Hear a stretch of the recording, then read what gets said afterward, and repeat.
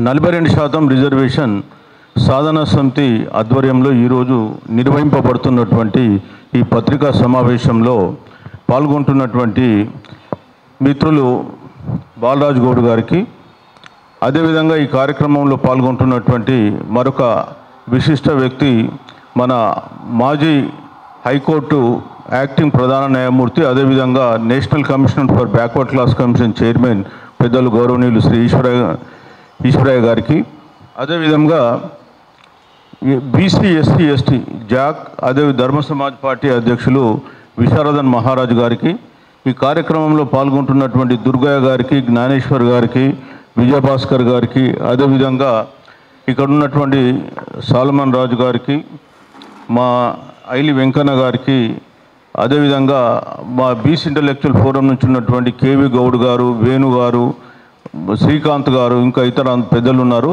So వారందరికీ కూడా నమస్సుమాంజలు. అదేవిధంగా మీడియాలో సమావేశంలో పాల్గొంటున్నటువంటి పాత్రికేయ మిత్రులందరికీ కూడా నమస్కారం.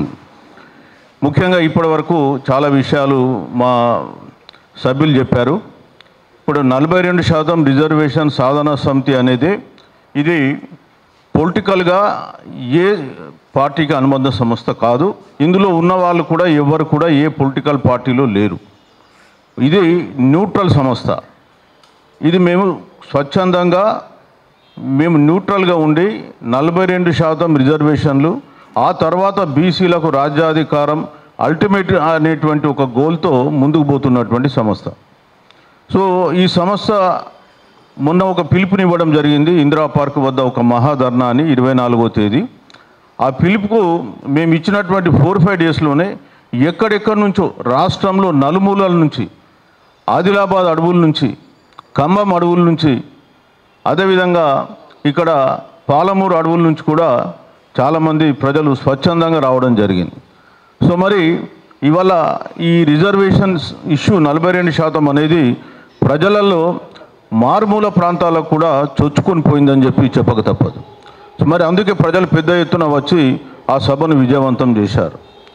మేము ఆ రోజే మా కార్యాచరణ ప్రణాళిక ప్రకటిస్తామనుకున్నాం, కానీ ఆ రోజు ఉన్నటువంటి వర్క్ ప్రెషర్లో మేము ఆ రోజు పూర్తిగా దాన్ని మీ అందరికీ కూడా విశదీకరించలేకపోయినాం. ఈరోజు మీకు మళ్ళీ ఒకసారి మాది యాక్షన్ ప్లాన్ మేము ముందు ఉంచుతాం.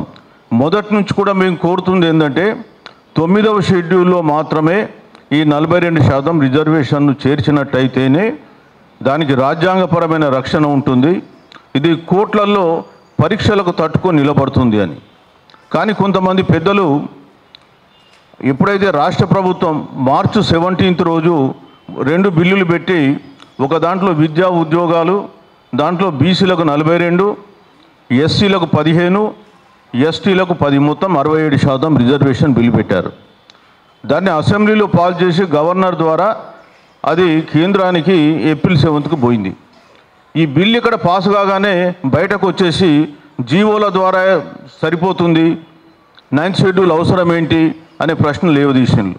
ఆ సందర్భంలో మేము తమిళనాడు నుంచి కాన్స్టిట్యూషనల్ ఎక్స్పర్టు, అదేవిధంగా రాజ్యాంగ నిపుణుడు, రాజ్యసభ మెంబరు, డిఎంకే పార్టీకి చెందినటువంటి విల్సన్ గారిని తీసుకొచ్చి ఇక్కడ ఒకటి వర్క్షాప్ నిర్వహించడం జరిగింది.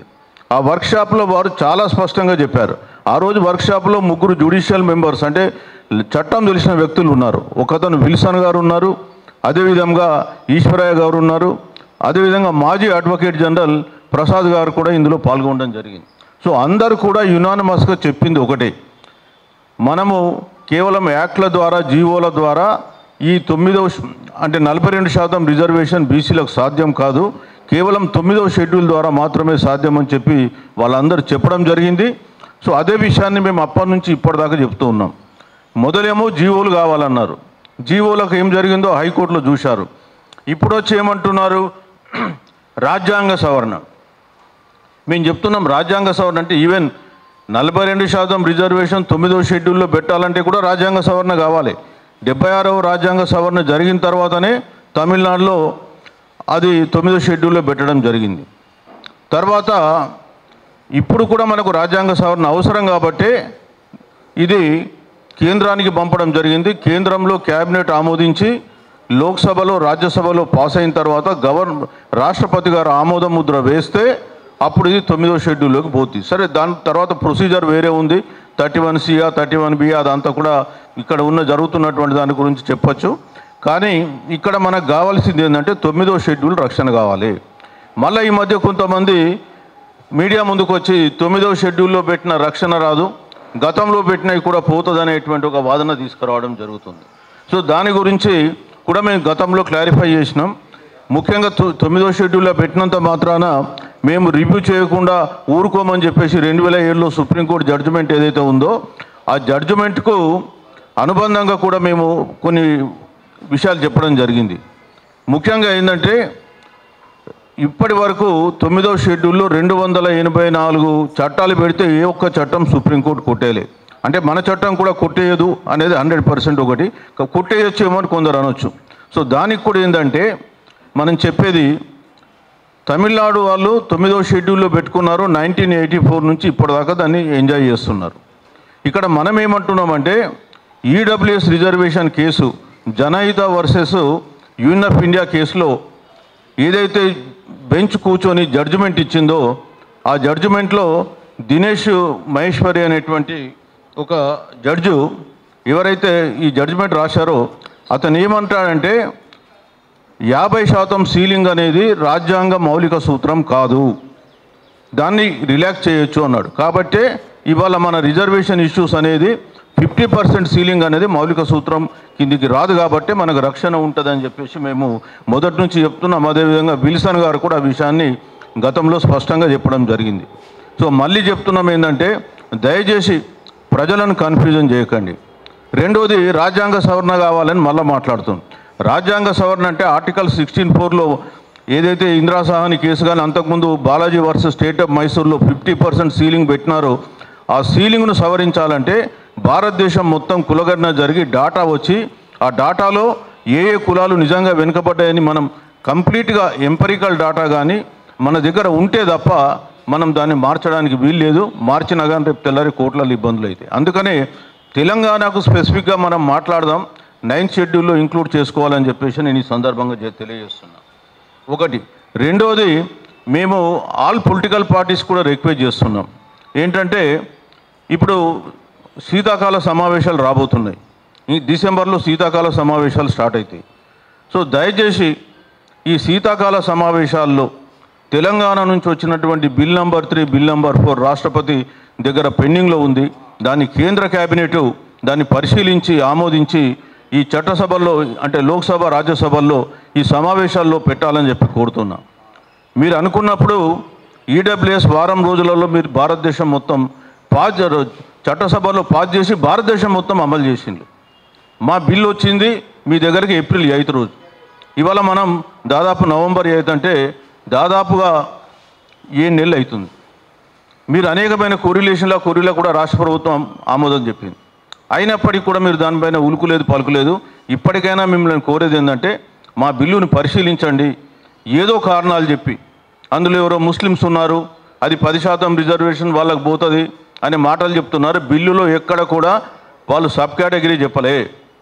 మీరు ఆ బిల్లును మీ అందరూ పరిశీలించాల్సిందిగా మరీ కోరుతూ ఉన్నా. ఆ బిల్లులో రాశారేంటి, బీసీలకు 42, ఎస్సీలకు 15, ఎస్టీలకు 10, మొత్తం 67%. సో మరి ముస్లిమ్స్ 10% ఎక్కడి నుంచి వచ్చిండ్రు? 10% ముస్లింలు ఇవాళ జనాభా లెక్క ప్రకారం 10% వాళ్ళు మొన్న రాష్ట్ర ప్రభుత్వం డిక్లేర్ చేసింది. వాస్తవానికి ఏంటంటే ముస్లిమ్స్ అనంతరామన్ కమిషన్ ప్రకారం బీసీఏలో మనము గతంలో ఒక కులం అని చెప్పినాం, ఏది మెహతర్ కులం అని. వాళ్ళ పాపులేషన్ వచ్చి 1,60,000 మొన్న లేటెస్ట్ 2014 సర్వే ప్రకారం. అందులో ఇంకొకటి కూడా ఉంది. ఆ కులం ఏంటంటే చాలా చిన్న కులం, 6,000 జనాభా ఉంది. సో అది రాజనాల అని. సో అది కొంత గుడ్డేనుగు లేదు ఆడిస్తూ ఉంటారు, మరి దానికి ఎగ్జాక్ట్ ప్రొఫెషన్ లేదు, బట్ 6,000. ఇక పోతే బీసీబీలో 4 కులాలు ఉన్నాయి. ఆ 4 కులాలు బీసీబీ సీరియల్ నెంబర్ 5లో ఉన్నటువంటి దూదేకుల, నూర్ బాషా, పింజారి లేదా లద్దాఫీ. వాళ్ళ పాపులేషన్ కూడా 3 లక్షలు మించి లేదు. మొత్తం కలిపితే 6 లక్షలు లేదు ఈ జనాభా. ఇక పోతే బీసీఈలో 14 కులాలను 2007లో రాజశేఖర రెడ్డి గారు ఉన్నప్పుడు కలిపిన దాంట్లో 14 కులాలు ఉన్నాయి. వాళ్ళ పాపులేషన్ ఎంత కులం వారిగా అనేది అది గతంలో సమగ్ర కుటుంబ సర్వేలో చెప్పలే, ఇప్పుడు కూడా చెప్పలే. సరే, అది కూడా ఏంటంటే అది సుప్రీంకోర్టు తాత్కాలిక ఆర్డర్ మీద నడుస్తుంది. వాస్తవానికి ఏంటంటే ఈడబ్ల్యూఎస్ రిజర్వేషన్ ఇనే టైంలోనే ఆ జడ్జిమెంట్ను కూడా పోస్ట్ చేసుకున్నారు. కానీ ఆ జడ్జిమెంట్ను వాళ్ళు ఎందుకో ఆ ఇష్యూను పక్కన పెట్టేశారు. ఈ రోజు వరకు కూడా అది పెండింగ్ ఉంది. సో మేము కోరుతున్నది ఏంటంటే మీరు ఒకవేళ ఇంప్లీడ్ కావాలనుకుంటే ఇంప్లీడ్ అయ్యి సుప్రీంకోర్టులో దాన్ని తాడోపేడో తేల్చండి. మాకు దానికి సంబంధం లేదు. మీరు ఆ మిషన్ మీద మమ్మల్ని ఆపద్దని చెప్పి కోరుతున్నాం. ఈరోజు బీజేపీ పాలిత అన్ని రాష్ట్రాల్లో కూడా బీసీలలో ముస్లిమ్స్ ఉన్నారు. కాబట్టి ఇక్కడ కూడా మీరు అనవసరంగా దాన్ని ఇష్యూ చేసి బీసీల మనోభావాలు దెబ్బతీయొద్దు, బీసీల నోటి దగ్గరకు వచ్చిన కూడును లాక్కోవద్దని చెప్పేసి మేము బీజేపీ ప్రభుత్వానికి మేము తెలియజేస్తున్నాం.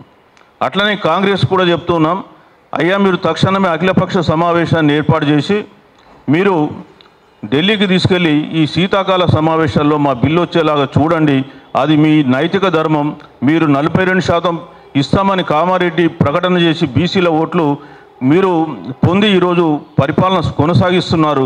మీరు ఏం చేస్తారో తెలియదు. జయలలిత లాగా మరి తమిళనాడులో జయలలిత మాదిరిలాగా ఇక్కడ కూడా చేయాలని చెప్పి మీకు కోరుతున్నాం. ఇక వెళ్తే బీఆర్ఎస్ కూడా మీరు గోడ మీద పిల్లిలాగా ఉండి చూడకుండా దయచేసి యాక్షన్లోకి దిగి ఒక స్టాండ్ తీసుకొని ఉద్యమించాల్సిందిగా మేము కోరుతూ ఉన్నాం. మీ స్టాండ్ మరి 42%కు మద్దతు ఇస్తామా లేదా అనేది మీ అగ్రనాయకత్వం చెప్పండి. మా దగ్గరకు వచ్చేటువంటి నాయకులు చెప్తున్నారు, బీసీ నాయకులు, వాళ్ళకు మనసుల్లో ఉంది, వాళ్ళకు ధన్యవాదాలు. కానీ మీరు కూడా చెప్పాల్సిందిగా అగ్రనాయకులకు కోరుతున్నాం. సో మేము చెప్పేది ఏంటంటే వచ్చే శీతాకాల సమావేశాల్లో దయచేసి ఈ బిల్లుని మీరు లోక్సభ రాజ్యసభలో ప్రవేశపెట్టాలి. క్యాబినెట్ దీనిపైన ఆమోదం చేయాలని చెప్పి కోరుతున్నాం. అట్లాగే మేము 42% రిజర్వేషన్ సాధన సమితి ద్వారా కూడా మేము ఢిల్లీకి వెళ్ళి ముఖ్య నాయకుల్ని కలవడానికి ప్రయత్నం చేస్తున్నాం. అది మేము డిసెంబర్లో ఆ కార్యాచరణ తీసుకోబోతున్నాం. ఇక వెళ్తే మేము కార్యాచరణ గురించి మాట్లాడితే ఇక్కడ మేము చెప్పేది ఏంటంటే ఎడ్యుకేషన్ మోడ్లో కొంత ప్రజలు ఆల్రెడీ వచ్చి ఉన్నారు. సో అందుకనే మేము నవంబర్ 3వ తారీఖు రోజు అన్ని మండలాల్లో మా మాట మీద విశ్వాసం ఉన్నటువంటి నాయకులు కావచ్చు, బీసీ సంఘాలు కానీ వీళ్ళందరూ ఒక యూనిట్గా ఏర్పడి మేము జిల్లాకు ఒక నాయకుడిని మేము నియమిస్తున్నాం ఇక్కడ నుంచి. సో వాళ్ళతో కాంటాక్ట్లో ఉండి మండలాలలో మీరు తహసీల్ ఆఫీస్కి వెళ్ళి ఆ రోజు ఒక ప్రొఫెషన్ లాగా వెళ్ళి మాకు తక్షణమే 42% రిజర్వేషన్ మాకు కావాలి, కేంద్రంకి అఖిలపక్షం తీసుకెళ్ళండి, కేంద్రంలో ఉన్నటువంటి ప్రభుత్వం ఈ శీతాకాల సమావేశాల్లో మా బిల్లు ప్రవేశపెట్టాలి, ఈ బిల్లు ఏదైతే మేము ఇచ్చే రిప్రజెంటేషన్ ఉందో అది ఢిల్లీ దాకా పోవాలని చెప్పేసి వాళ్ళు రిప్రజెంటేషన్ సమర్పిస్తారు.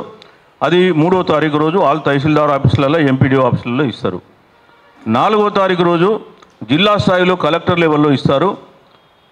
6వ తారీఖు రోజు స్టేట్ లెవెల్లో, 6th రోజు స్టేట్ లెవెల్లో మేము ఇక్కడ 42% రిజర్వేషన్ సాధన సమితిలో భాగస్వాములైనటువంటి అన్ని సంఘాలు సంయుక్తంగా వెళ్ళి చీఫ్ సెక్రటరీని కలిసి అది ఇవ్వడం జరుగుతుంది. ఆ తర్వాత 7వ తారీఖు రోజు రాష్ట్ర వ్యాప్తంగా ఉన్న పాత 10 జిల్లాల నుంచి మా బీసీ సంఘాలు, మద్దతు ఇస్తున్న సంఘాలు, తర్వాత మా సభ్యుల్ని పిలిపించి ఇక్కడ ఒక సమన్వయ సమావేశం ఏర్పాటు చేసి ఏ జిల్లాలలో ఎన్నడూ మేము మీటింగ్ పెట్టాలనేటువంటి విషయాన్ని ప్రకటిస్తాం. కానీ గతంలో మేము 24వ తారీఖు రోజు 10వ తారీఖున కామారెడ్డి నుంచి డిక్లరేషన్ ఎక్కడైతే అయిందో అక్కడ మేము సమావేశం నిర్వహిస్తామని చెప్పినాం. ఆ సమావేశం 10వ తేదీన ఐజిటీగా కామారెడ్డిలో నిర్వహించబోతున్నాం. ఆ నిర్వహించబోయే కామారెడ్డి సమావేశంలోనే మేము మిగతా జిల్లాల తేదీలు కూడా ఆ రోజు ప్రకటిస్తామని చెప్పి ఈ సందర్భంగా తెలియజేస్తున్నాం. అట్లాగే మేము అందరికీ చెప్పేది ఏంటంటే అన్ని సంఘాలకు కూడా మీరు ఎవరు కలిసి రావాలనుకున్నా దయచేసి అందరూ కలిసి రండి, మాతో మాట్లాడండి. మా కోఆర్డినేటర్స్ ఉన్నారు, వాళ్ళ నేమ్స్ కూడా ఇస్తాం. వాళ్ళతో మాట్లాడి మనం అందరం కూడా 10th రోజు ఒక పెద్ద మహాసభ మనం కామారెడ్డిలో నిర్వహించుకోబోతున్నాం. సో ఇది రాష్ట్ర ప్రభుత్వానికి, కేంద్ర ప్రభుత్వాలకు కనువిప్పు జరిగేలాగా ఆ మహాసభ నిర్వహించబోతున్నాం. అందులో మీరందరూ భాగస్వాములు కావాలని చెప్పి కోరుతూ ఉన్నాం. మీరు ఇవ్వలగిన 42% రిజర్వేషన్ గురించి రకరకాల సంఘాలు రావచ్చు. మేము ఏ సంఘాన్ని గురించి మాకు అభ్యంతరం లేదు. మీరు ఎక్కడైనా మీరు స్వచ్ఛంగా వెళ్ళొచ్చు. కానీ ఎవరు నిష్పక్షపాతంగా, నిజాయితీగా, ముక్కుసూటిగా ఈ రిజర్వేషన్ల గురించి కష్టపడుతున్నారనే విషయాన్ని మీరు అర్థం చేసుకొని మరి ఆ రోజు ఒక సభను పెద్ద ఎత్తున నిర్వహించి రాష్ట్ర కేంద్ర ప్రభుత్వాలకు ఒక సందేశం పంపాలి. ఖచ్చితంగా కేంద్ర ప్రభుత్వం రాష్ట్ర ప్రభుత్వాలు దిగొచ్చి వచ్చే శీతాకాల సమావేశాల్లో మన బిల్లు పెట్టి 9వ షెడ్యూల్లో ఆ బిల్లు లోక్సభ రాజ్యసభలో పాస్ అయ్యి 9వ షెడ్యూల్లో ఇంక్లూడ్ అయ్యేలాగా మన ఉద్యమాన్ని మనం ఉధృతం చేయాలని చెప్పేసి మేము కోరుతూ ఉన్నాం. అదేవిధంగా ఇక్కడ ఇంతటితో ఇది అయిపోదు. ఈ సమావేశాలు ఏంటంటే ఇది కేవలం ప్రజల్ని మేము ఒక సమాయత్తపరుస్తున్నాం, సమావేశపరుస్తున్నాం, అంటే సంఘటితపరుస్తున్నాం. రాబోయే కాలంలో ఈ ఉద్యమ వేదిక మేము ఏదైతే డిసెంబర్లో ఢిల్లీ వెళ్ళి మరి అక్కడ ముఖ్య నాయకులను కలుస్తామన్నాం. అదేవిధంగా డిసెంబర్లో కూడా మేము కూడా అవసరం అనుకుంటే ఒక పెద్ద జంతర్ మంతర్ వద్ద ఒక పెద్ద ధర్నా కూడా నిర్వహించడానికి ప్రణాళికలు తయారు చేస్తున్నాం. అది ఇంకా మేము తర్వాత డేట్లు కానీ ఫర్దర్ యాక్షన్ ప్లాన్ మళ్ళీ ఇస్తాం. ఇది కేవలం ఇప్పటి వరకు జరగబోయే విషయాలు మాత్రమే మీకు మేము తెలియజేయడం జరిగింది. ఎందుకంటే ఆ రోజు 24వ తారీఖు రోజు పూర్తిగా చెప్తాం అనుకున్న టైంలో చాలామంది జనాలు రావడం, భక్తులు ఎక్కువగా ఉండడం, అప్పటికే 5:30 టైం అయిపోయింది కాబట్టి మేము ఆపడం జరిగింది. సో ఆ సమావేశంలో 5:30 గంటలు అయినా కానీ ఏ ఒక్కరు కూడా కదలకుండా అట్లనే నిలబడి ఆ సమావేశాన్ని గొప్పగా విజయవంతం చేసిండ్రు. అట్లాగే రాబోయే కామారెడ్డి సభను కూడా విజయవంతం చేయాలని చెప్పేసి అన్ని సంఘాలను, ముఖ్యంగా 42% రిజర్వేషన్ కావాలని కోరుకునేటువంటి ప్రతి ఒక్క వ్యక్తిని మేము ఈ సందర్భంగా వాళ్ళను అడుగుతున్నాం. మీరు కామారెడ్డికి రండి, మీరు నిజంగా 42% కోరుకుంటే ఆ సమావేశంలో పాల్గొనండి. మాకు ఈ సంఘం ఆ సంఘం అనే భేదం లేదు. అన్ని సంఘాలకి ఈరోజు ఇక్కడ నుంచి మేము పిలుపునిస్తున్నాం, అన్ని పొలిటికల్ పార్టీలకు పిలుపునిస్తున్నాం. మీరు అందరూ అక్కడికి రండి. దయచేసి మన సంయుక్తంగా మన బలమేంటో మనం నిరూపిద్దాం. సంఘటితంగా ఉంటే ఎందుకు పాలకులు దిగిరారో మనం తెలియజేద్దాం. ఇవాళ మనం సంఘటితం లేకుండా, మనం పోరాటం చేయకుండా మనకు 42% రిజర్వేషన్ రావాలంటే రాదు, అది సాధ్యం కాదు. కాబట్టి మొట్టమొదట ఈ ప్రణాళిక ప్రకటిస్తున్నాం. తర్వాత కాలంలో మళ్ళీ మేము చేయబోయేటువంటి ప్రణాళిక ఎప్పటికప్పుడు తిరిగి మేము దాన్ని అంటే పునఃపరిశీలించుకొని మళ్ళీ కార్యాచరణ ప్రకటిస్తూ ఉంటాం. సో మరి ఈరోజు ముఖ్యంగా ఈ సమావేశం పెట్టినాం ఎందుకంటే ఈ ఎడ్యుకేషనల్ పాత్ ఏదైతే ఉందో మాది మేము చెప్పాలనుకున్నటువంటి విషయాన్ని ఇక్కడ చెప్పడం జరిగింది. 100% రాబోయే కాలంలో మేము ఏది చెప్తామో అది చేస్తాం. అంతే తప్ప మీద ఊరికే భూకంపం సృష్టిస్తాం, ఇంకేదో సృష్టిస్తామని చెప్పి మళ్ళీ మేము వెనక్కిపోయేటువంటి ప్రసక్తే ఉండదు. మేము చేయగలిగిందే చెప్తాం, చెప్పిందే చేస్తాం.